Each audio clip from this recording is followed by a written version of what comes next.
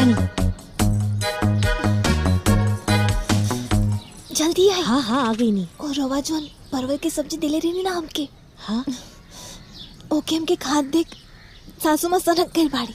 हे दादा, यही से कुबड़ी चाची सब्जी मांगे घरे आयल रही।